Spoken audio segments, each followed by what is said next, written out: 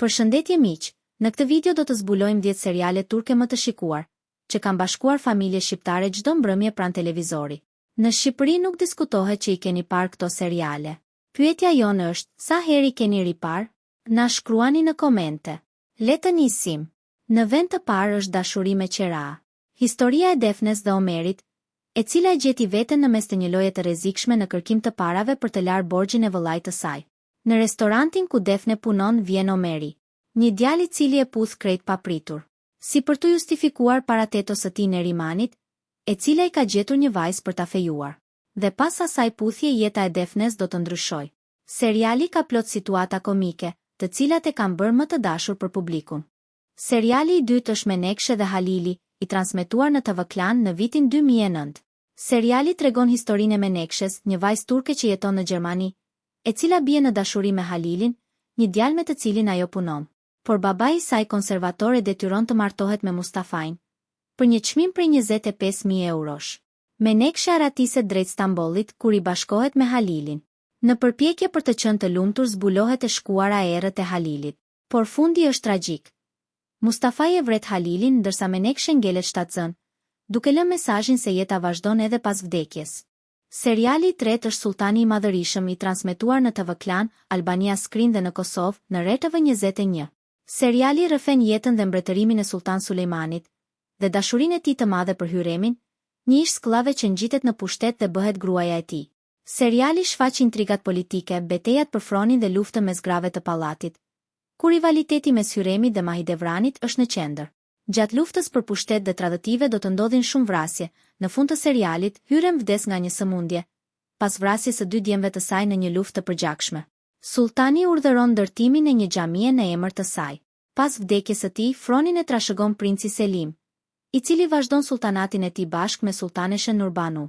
Seriali tjetër është Dashuri e ndaluar.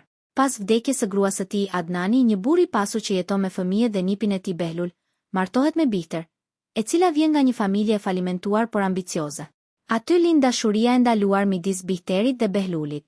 Nihal bie në dashuri me Behlulin, pa e ditur se ai është i lidhur fshehurazi me njerëkën e saj. Ndërsa Firdevs, nëna manipulatore e Bihterit, luan një rol të madh gjatë gjithë serialit.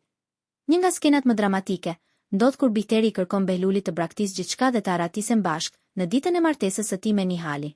Behlul braktis Bihterin. Ajo vendos të vrasë veten në të njëjtin vend ku nisi dashuria e ndaluar, ndërsa Behlul largohet për të mos u kthyer më. Finalja e serialit është një nga serialet më të shikuara në Turqi, ku sot dhe kësaj dite bën shumë persona të qaj. 5. Më fal tregon historinë e disa familjeve, ku dashuria dhe urrejtja të shoqërojnë gjatë gjithë kohës. Në qendër janë familja Kozan, një familje e pasur dhe konservatore, dhe disa vajza nga shtresat e varfra, të cilat luftojnë për vendin e tyre në shoqëri dhe dashuri. Gjatë viteve, disa nga personazhet kryesor u larguan duke ndryshuar rrjedhën e historisë. Tunç dhe Kemal vdesin duke shkaktuar tronditje tek publiku. Bahar largohet. Onur dhe Gjunjet largohen në sezonin e 6 dhe të 7. Pavarësisht ndryshimeve, seriali vazhdoi me personazhe të rinj të cilët u pëlqyen shumë nga publiku. Nëse i keni parë të gjitha serialet që kemi treguar deri tani, jepini kësaj video një like. 6. Omer, një djalë nga klasa e mesme, planifikon të martohet me Eishan. Por miqtë e tij më të ngushtë, Xhengiz dhe Ali bashkë me Eishan, e mashtrojnë atë për një grabitje. Omeri dënohet padrejtësisht dhe kalon 12 vjet në burg.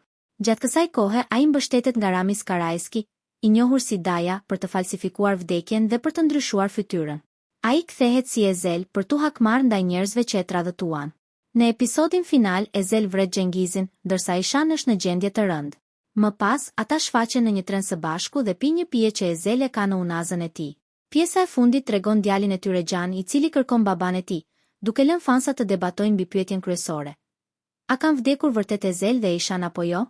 7. Dashuri e pafund tregon historinë e një dashurie të pamundur mes Kemalit, një djalë i thjeshtë dhe Nihanit, një vajzë nga një familje e pasur. Pavarësisht ndjenjave të forta, ata ndahen dhe Nihan detyrohet të martohet me Emirin, një njeri i fuqishëm dhe manipulues. Seriali ka shumë momente të rëndësishme si rikthimi i Kemalit në Stamboll pas 5 vitesh, konfliktet me Emirin, zbulimi i sekreteve të errta dhe përpjekja për të shpëtuar dashurinë e tyre. Në fund, seriali përfundon tragjikisht. Kemal në një përplasje me Emiri sakrifikon jetën e tij për të shpëtuar Nihanin dhe vajzën e tyre. Një dashuri e madhe, por që nuk i mbijeton dot urrejtjes dhe intrigave. Kosem tregon historinë e një prej grave më të fuqishme të perandorisë osmane, sultaneshës Kosem. U rrëmbye kur ishte e re dhe u çua në harem si skllave. Ajo fiton zemrën e Sultan Ahmedit dhe ngjitet gradualisht në pushtet. Seriali pasqyron jetën e saj si grua, si nënë dhe si udhëheqëse. Ajo bën gjithçka për të mbrojtur fronin për fëmijët dhe niprit e saj, shpesh duke marrë vendime të vështira dhe të rënda si vrasjen e disa prej fëmijëve të saj. Por gjatë përplasjes me sultaneshën Turhan, lufta për fronin kthehet në tragjedi, pasi Kosem vritet nga njerëzit e Turhanit. Nën Stina e Qershive.